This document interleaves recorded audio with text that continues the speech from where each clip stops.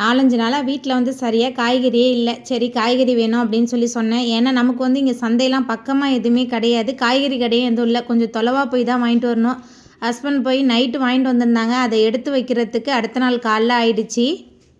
விற்கிற விலைவாசி அந்த அளவுக்கு அதிகமாக இருக்குது. மளிகை ஜாமாவாக இருக்கட்டும், காய்கறியாக இருக்கட்டும், எல்லாமே விலை அதிகமாக இருக்குது. எதை வாங்குறது அப்படின்னு தெரியல. ஏன்னா எல்லாமே நமக்கு அத்தியாவசியமானது, அவசியமானதும் கூட. ஆனால் எல்லாமே இந்த அளவுக்கு விற்றா என்ன பண்ணுறதுனே தெரியல.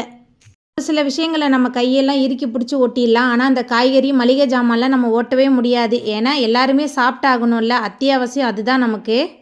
பூண்டு வாங்கிட்டு வந்ததெல்லாம் உடச்சி வச்சிட்டு இருந்தேன். ஏன்னா வந்து பூண்டில் வந்து ஒரு பல் வந்து பூச்சி பிடிக்க ஆரம்பிச்சிட்டாலும் சுற்றி எல்லா பூண்டுமே வந்து கெட்டு போயிடும். அதனால் இந்த மாதிரி உடச்சி வெயிலில் காய வச்சு நம்ம ஸ்டோர் பண்ணி வச்சுக்கிட்டோமா ரொம்ப நாளைக்கு வந்து கெட்டு போகாமல் இருக்கும். இது வந்து எங்கள் காய்கறி கடையில் நாங்கள் இருக்கும்போது எங்களுக்கு ஒருத்தவங்க சொல்லி கொடுத்தாங்க. எப்போவுமே பூண்டு வாங்கிட்டு வந்து இந்த மாதிரி நான் க்ளீன் பண்ணி எடுத்து வச்சுருவேன். ராகி வாங்கிட்டு வந்து என்னை சூப்பர் மார்க்கெட்டில் வச்சுருக்கவங்க என்னை புலம்ப விட்டுட்டாங்க. சூப்பர் மார்க்கெட்டில் கிலோ 60 ரூபா அப்படின்னு விற்றுட்ருக்காங்க. சின்ன கடையில் 45 ரூபான்னு விற்றுட்ருக்காங்க. அப்போ தான் நினச்சேன், ஐயோ இந்த ராகியில் போய் ஏமாந்துட்டோமே அப்படின்னு சொல்லிட்டு. வீட்டுக்கு வந்து கொட்டி பார்க்குற 2லேயுமே ஒரே மாதிரி தான் இருக்குது. தூசி, கல் எல்லாமே நம்ம தான் க்ளீன் பண்ண வேண்டியதாக இருக்குது. இதுக்கப்புறம்லாம் சூப்பர் மார்க்கெட்டில் இந்த மாதிரி பொருட்கள்லாம் வாங்கக்கூடாது அப்படின்னு நினச்சிட்டே இருக்கேன்.